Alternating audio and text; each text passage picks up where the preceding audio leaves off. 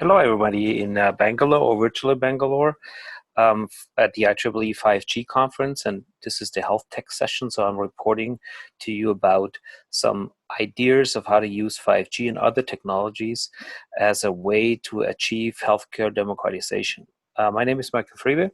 I'm a professor for health tech innovation at a university in Germany. I'm also reporting right now from my garden in Germany. Quite nice weather. So next to being in Bangalore, that's the second best place you could be at the moment. So let me start with some of the things I want to talk about. In general, I want to talk about some of the ideas that are actually called innovation in healthcare. They are mainly incrementals. So you make things a little bit better, but it still is using old approaches, old processes, and tries to actually improve them a little bit rather than being more disruptive. And disruption is needed in certain areas in the world. This real disruption that I want to talk about is very often aggressively prevented from the stakeholders because they don't like the ideas of actually taking the human to a certain extent out. There are established processes around. And you also need to have regulatory approvals that you have to jump over. And you have to fight if you come up with new ideas with the established and existing reimbursement models. And so it's very, very difficult to actually get into this market segment with new ideas.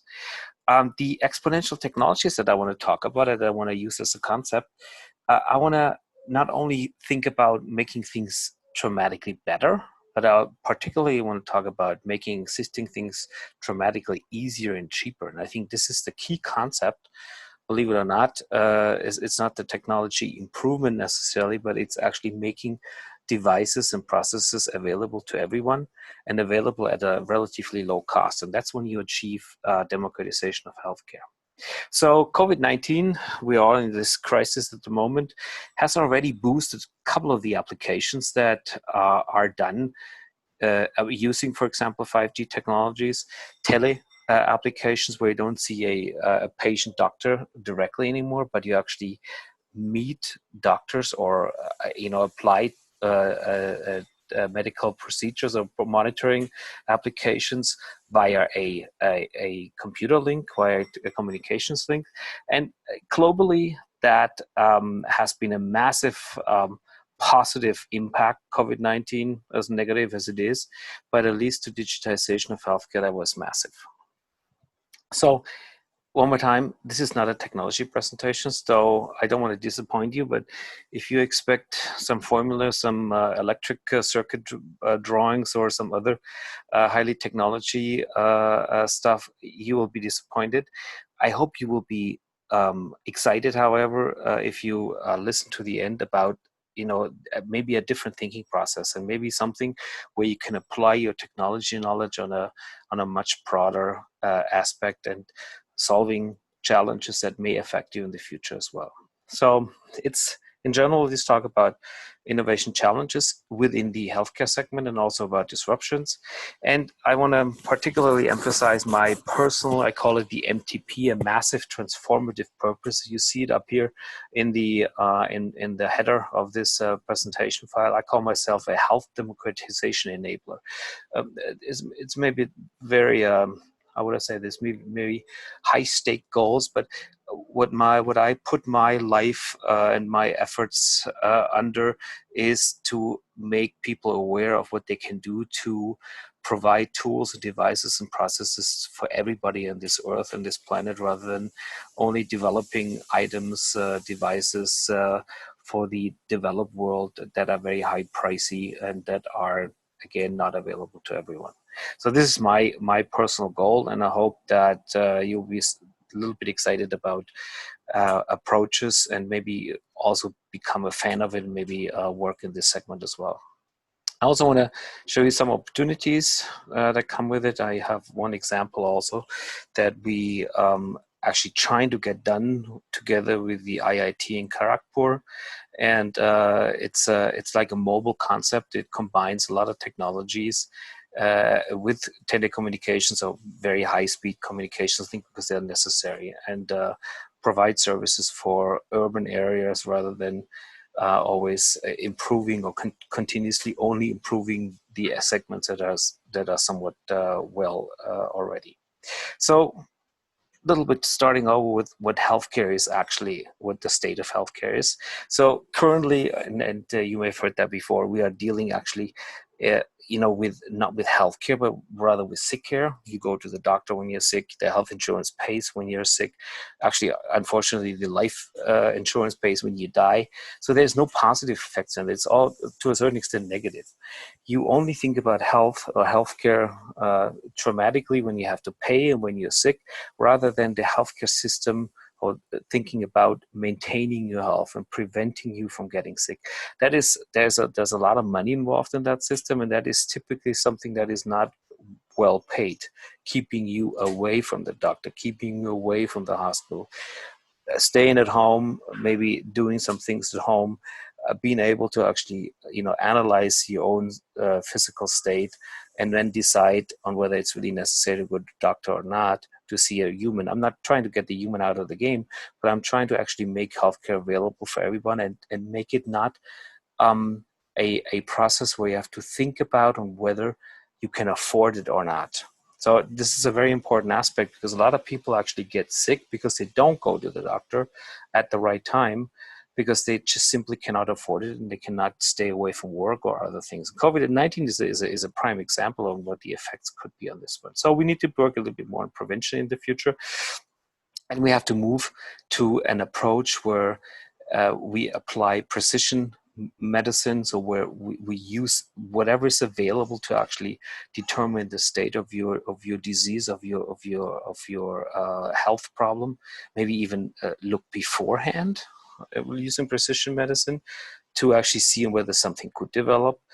We need to put the patient in the center of medicine, not you moving around in the system to going from there to there to there. Data access is complicated. Data accumulation is complicated, and so these are some of the things that will happen in the future, and we will need to get to. And 5G and other explanation technologies are a key concept and a key need for that. So we need to shift the delivery of the health, possibly not anymore at the doctor's practice or the hospital, but possibly to a certain extent, you can do, or you will do your assessment, your health assessment at home. And with that, there will be different business and innovation models coming. And very often that's not looked at. You look just at an individual component, but rather look at what will the effect be on the entire healthcare setup, system, reimbursement, business. So cost, I think I put this as the last one down, I will mention that several times, is a major concern. I'm talking from a Central European company, with one of the best healthcare systems in the world, and I'm reporting from a very high level. But we complain about our own system as well. Our system is also getting more and more expensive, and it gets more expensive because we always think about these incremental innovations, about these little things that add a little bit of added quality, but cost significant amounts of money. Different problems you have in more developing nations. I'm not saying that India is a necessarily developing nation. To a certain extent it is, and probably in healthcare, there's at least this huge divide between urban and rural areas. You need to make sure that healthcare stays affordable and everyone in the country can actually participate in getting a good solution for their own health assessment, and that is cost is a prime determinant for making sure that that will happen. So, quick one on COVID. I am dealing with telemedicine, and I'll discuss a little bit what that means in general. For the last 20 years, in Germany, for example, it was not even allowed till about a couple of years ago to use this as part of the normal healthcare diagnostic services, and it was not reimbursed. Now, a lot of people, even up to last year, said it's a long time ago before something like that will happen, and then we were hit by COVID-19. And interesting, what happens even in the U.S., they were now actually proposing to rather use a virtual doctor's visit rather than to go to see the doctor in person, make other patients maybe sick. And while I'm not necessarily agreeing with these three people and this government in general, I think they have actually the digitization and the telemedicine approach has dramatically gained attraction in the last few months. And there's a little chart on this one. This is very interesting. Basically, on the left, it started with COVID, and it ends up in the middle of April. And the actual face-to-face visits in doctors' practices went significantly downward. At the same time, the communication or consultations via tele approaches went dramatically up, and it actually has stayed that way.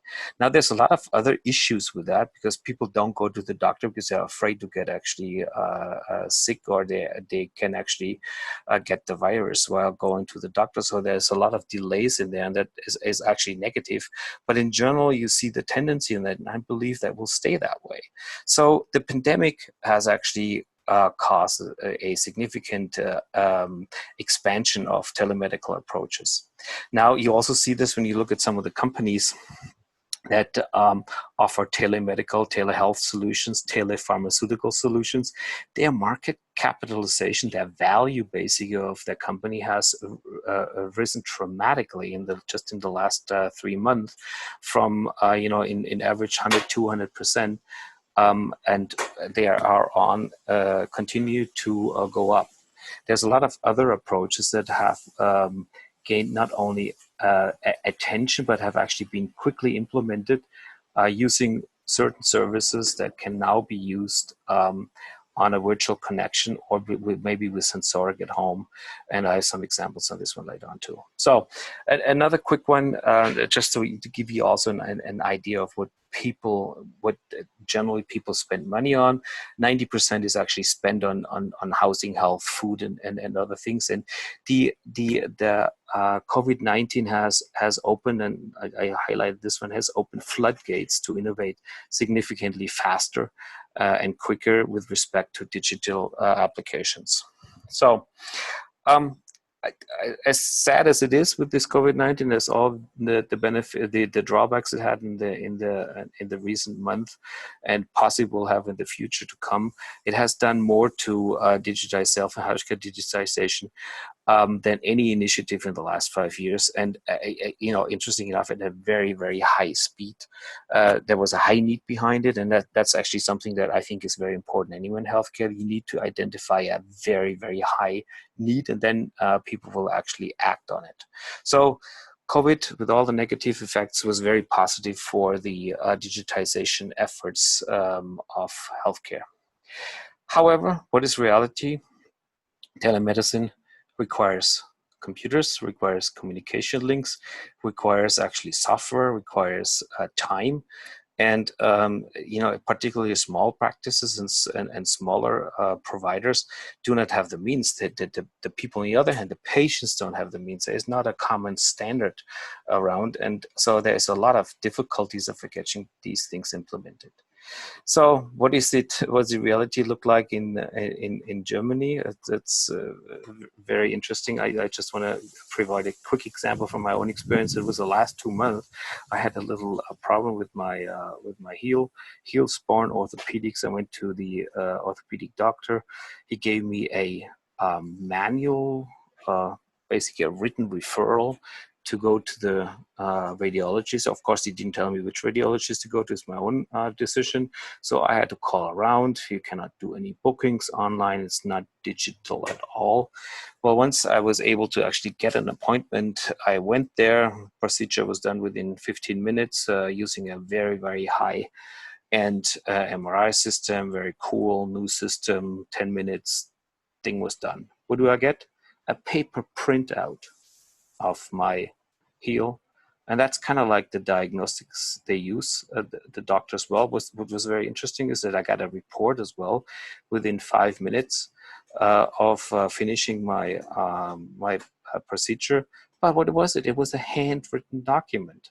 So far, far, far away from any digitization. That's Central Europe. This is Germany. And then I got a CD-ROM. You know what? I don't even have a CD-ROM drive anymore. So very, very interesting that these digital systems are actually always analog. There are so many analog components in there that it will make it really, really difficult to actually move over to a digital system and taking advantage of all the data components that we have. Most of the communication in Central Europe, and I assume that's the same in many other countries, is done by fax. I honestly don't have a fax system anymore either. So maybe the doctor can communicate with the doctor, but the communication to the patient is rather limited. So think about also from an innovation perspective, think about the error potential, the workflow, possible workflow improvements, diagnostic improvement, time, money saving opportunities that you just see on this one screen here.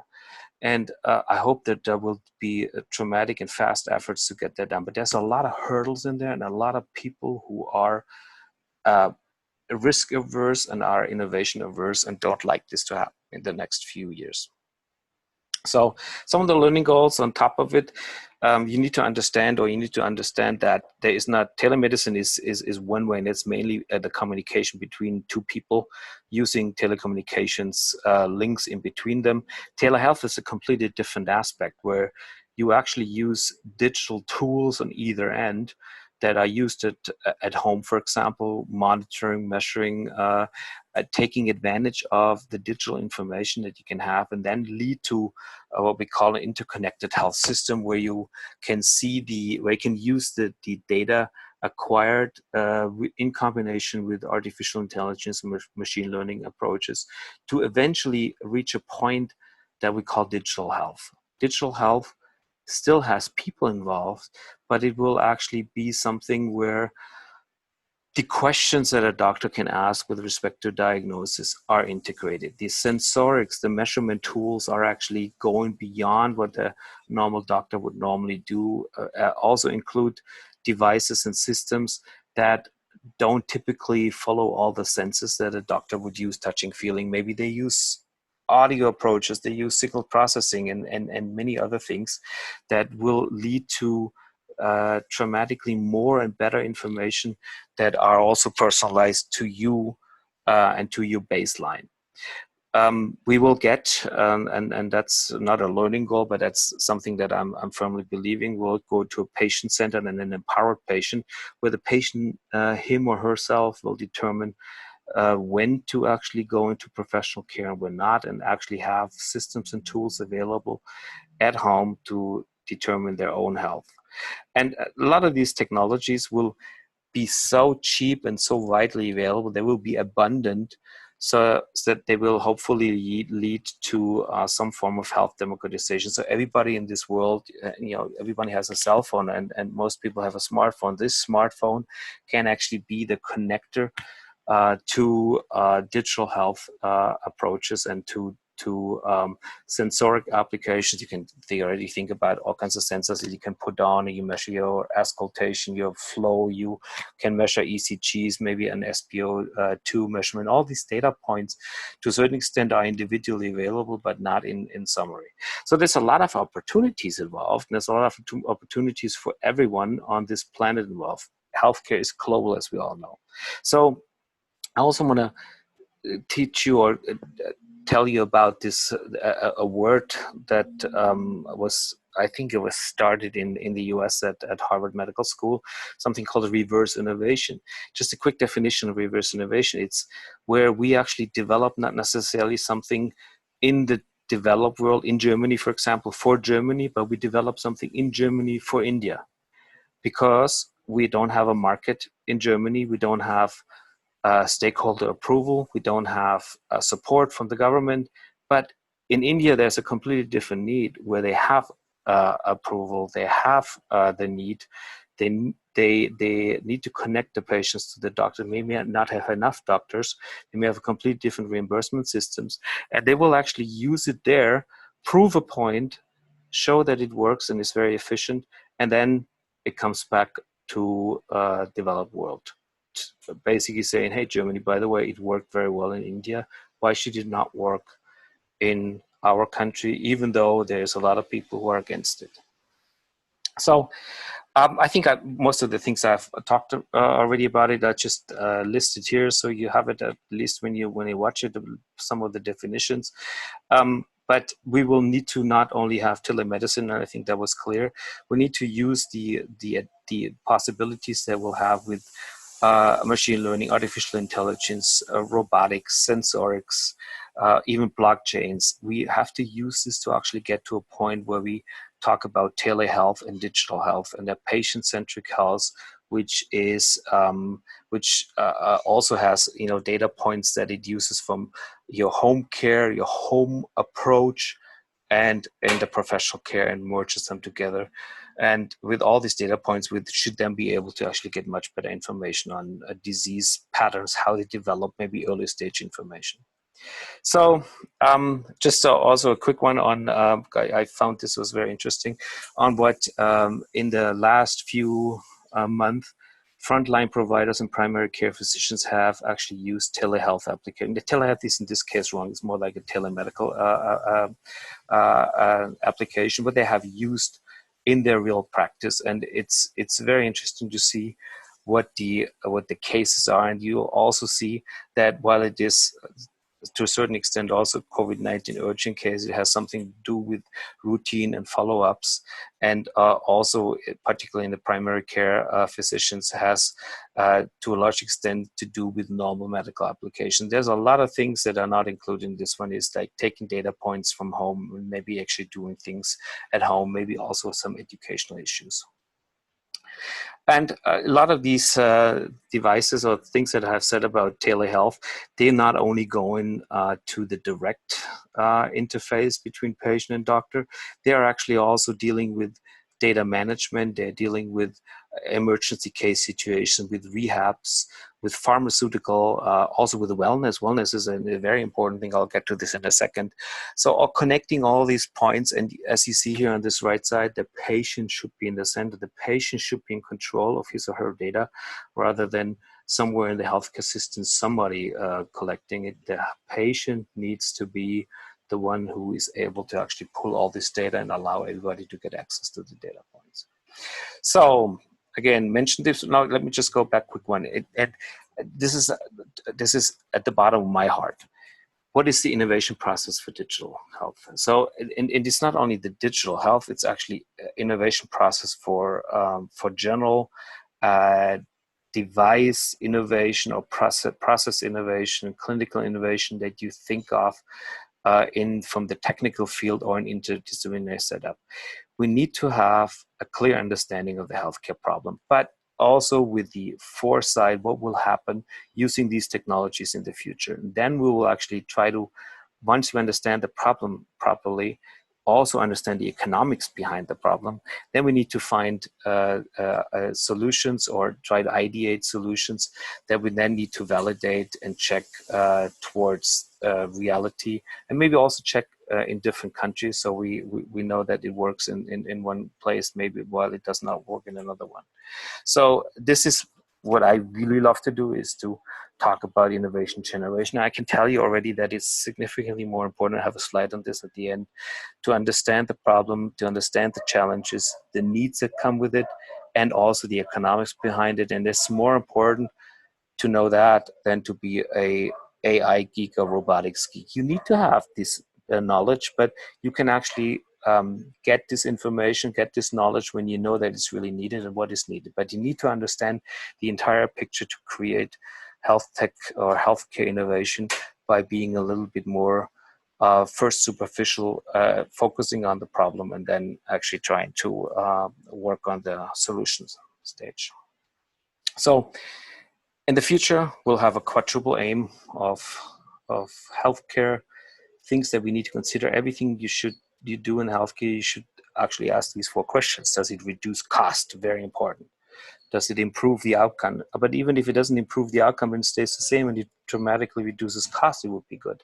Does it improve the clinical and patient experience? Very important. Please check, not only does it make things faster, more beautiful, more easy, but does it solve some of these issues with healthcare? And please also consider, and I think that's a very important chart that I found, where will healthcare be delivered? Will it be done at the clinical practice of the hospital, or will it be done anywhere at a home? And this is a chart that I found with a prediction what will happen in the next 10 years. And I actually believe that will happen faster than in 10 years.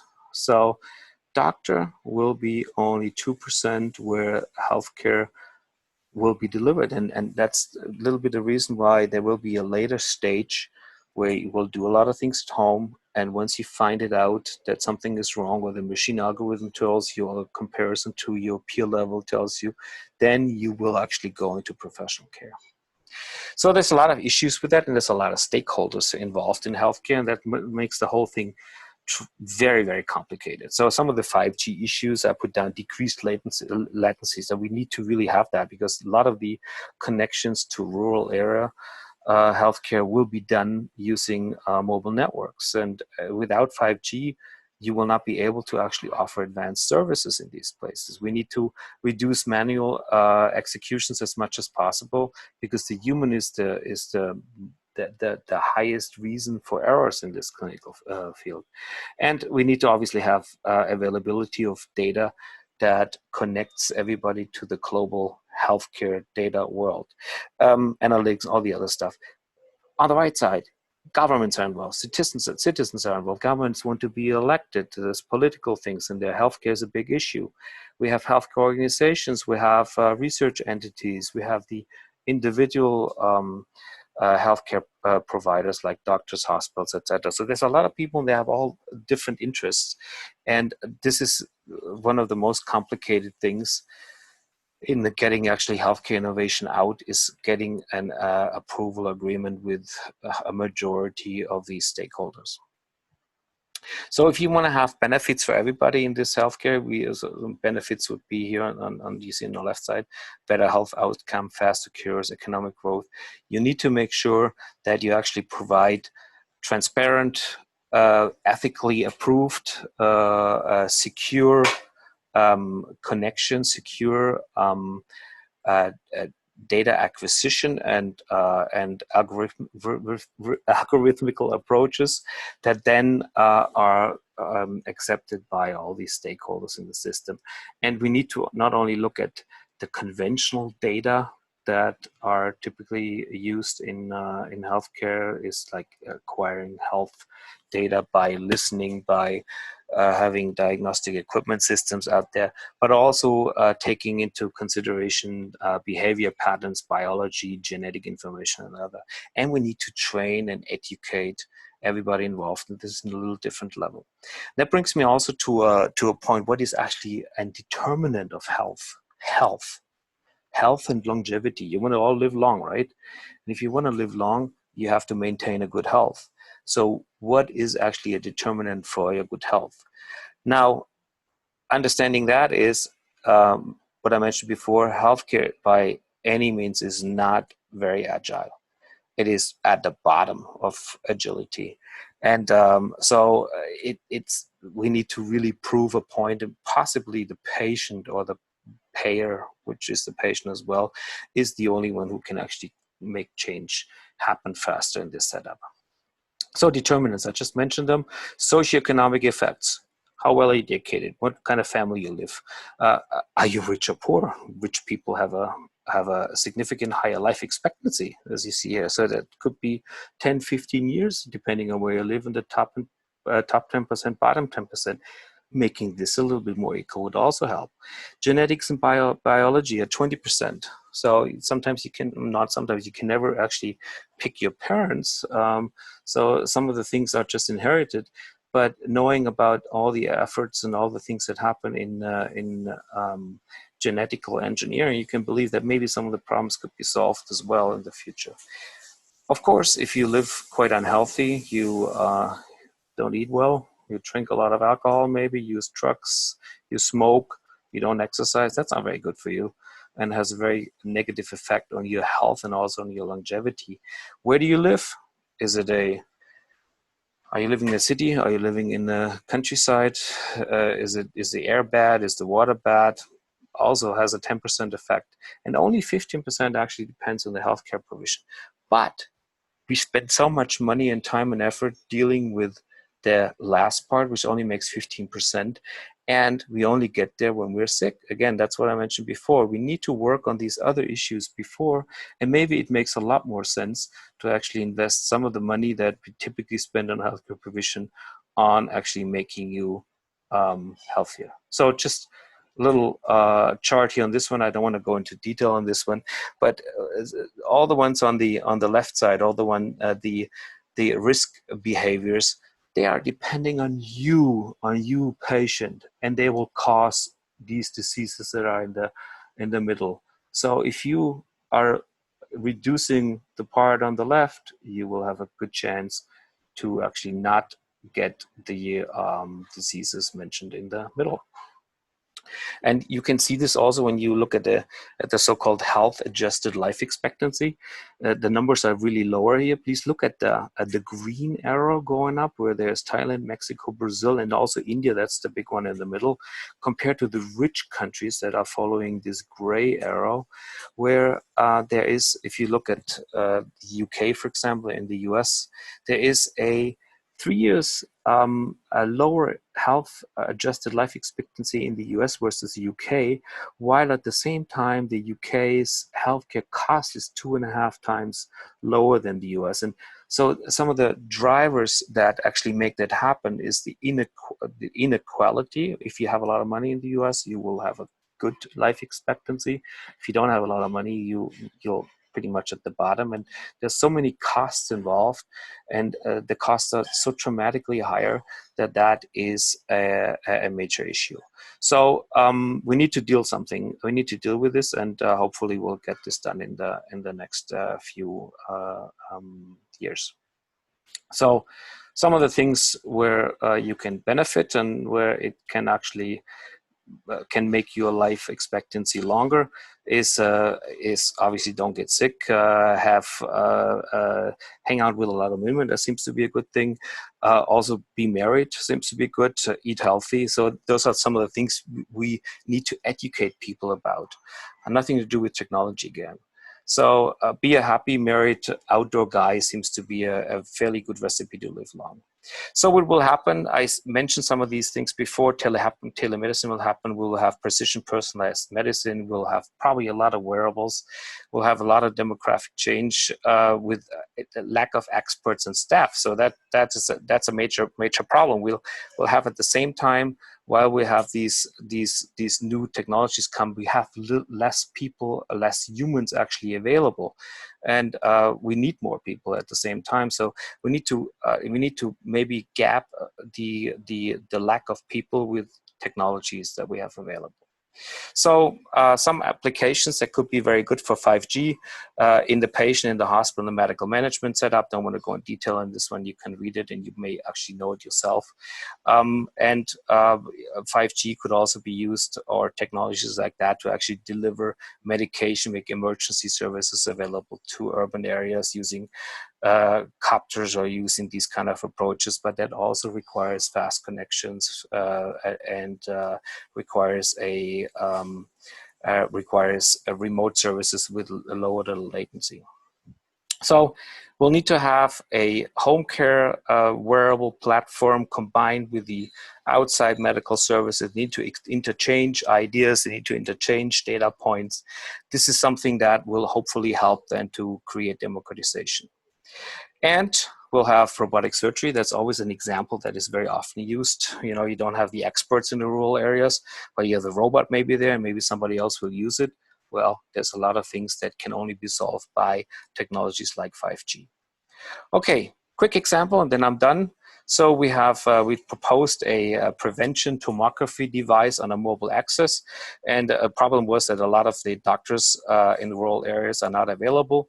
We have a lack of proper diagnosis. We have large distances to go. People cannot go. They don't have the money available for it.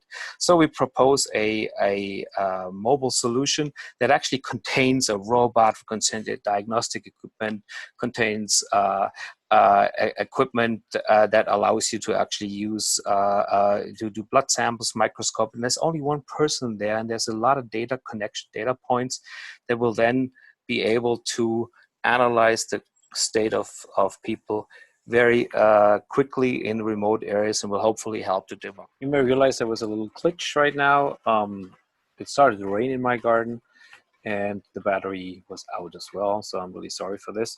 So just to finish up and conclude on this one, this is a proposal where you would combine AI, robotics, diagnostic imaging with very or no people on board. You would be able to register for the examination, and it would actually be able, to gather huge amounts of data. And if you actually find something wrong, then you would be able to connect directly with a physician at a dispatch center, and who could immediately access the data and then get back to you. This is the vision behind it, but this vision, as you may very well be aware of, requires a huge amount of data connection capabilities, no latency, immediate connection to a cloud, and because it's particularly set up in rural areas where there is no or little connection available, fixed line connection available.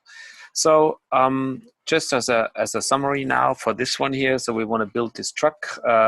We don't exactly know what we need on this one, but if we have enough resources available, you could build it for relatively little money and can get, including all the data evaluation methodologies that we propose using machine learning and deep learning approaches, could get to a relatively inexpensive way of doing a preventative monitoring for the rural area, for the rural population, relatively inexpensively. So one more word before I finish up and summarize.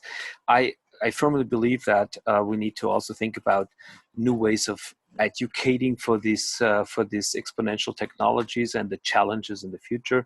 And I follow this idea of this tier approach, where you actually have where you should learn across domains, across specific technology branches. In our case, medical technologies, computer science is artificial intelligence, robotics included, sensorics, electrical engineering. You also need to have mechanical engineering expertise. There's a wide variety of expertise available. And then, when you know that what you can do with the technologies, you need to apply it in depth. And what you don't typically teach or get taught in universities, at least I speak as a professor in the German universities, is what we call the 21st century skills: problem solving, problem understanding, project management, empathy, ethics, obviously a little bit of an understanding of economic skills. So those are very, very important, what we call also life skills to a certain extent, leadership. And these will be more and more important. And I firmly believe that we also need to revolutionize while we introduce new technologies. We need to revolutionize our education system to actually teach the right things to our students, so they are actually not only employable, but they will thrive in the future within the future challenges. So, as a summary, we'll definitely move to digital health. I think there's no doubt about it. I'm certainly not the one who came up with that. That just, there's a lot of tendencies that you see that will happen. That will also challenge how medicine is done at the moment. We will definitely need standards. If everybody has their own standard of communicating and connecting, it would be a big problem. Also, the interface between the devices on site at the patient's office, patient's home, for example, and an intermediary or an exchange station to the cloud. Evaluations, evaluation formats need to be clear. Otherwise, AI and machine learning approaches will not be very helpful. And you need to connect all these different branches of healthcare, so they are having a joint data interface. Obviously, we need to trust the data that is provided and the data output. So that's why we also need to come up with some ethics basics and some standardization, and we need to really make sure that these data points are validated. This 5G topics or 5G environment will promise that we have 24 hours accessibility, much faster responses. We can reduce human errors. We have, in all, a reduced cost while improving quality and the health experience to the patient. So this management of this health data, and that will be more important than anything, not new devices, but how do we deal with data, will require a proper management. And these are the things that we don't necessarily teach. There's no specialization on this one. And I think it also needs to be a little bit application oriented. Another second part is that, and that's now really dedicated to the 5G, if we allow, what would you think if we would allow rural areas to be connected? Wouldn't that solve a significant problem of inequality in healthcare? And something like that you can only do with 5G. Everything else is going to be too complicated. Everybody has a smartphone available. Everybody is actually connected already. What do you think if we provide the tools and devices to do monitoring of your health state at home in a preventative mode? So you basically use your own baseline and you look for deviations of that baseline. These could be incredibly affordable, these devices. They would learn and they would bridge the lack of clinical staff that you have in these rural areas, also only possible with fast communication means. And if we'll be able to connect everybody in this world, the 7-8 billion people that we have, and would be able to actually extract information, annotated information, behavior information, clinical data, and would combine them, wouldn't you believe that would be a huge benefit to everyone? And also that is only possible with fast communication.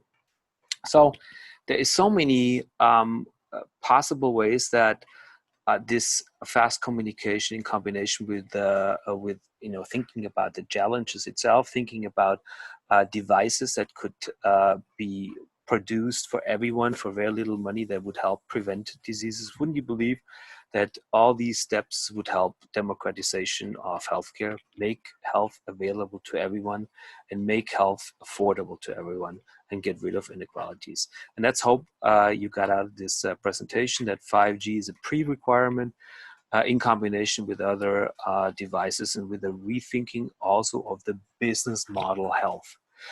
With that, I conclude my presentation. I thank you very much for your attention. And if you have any questions, you can obviously mail me. I'm very responsive in answering. And other than that, I wish you a great time listening to the other presentations. And hopefully the pandemic setup will be over soon so that we can see each other in person again. Thank you very much. Bye-bye.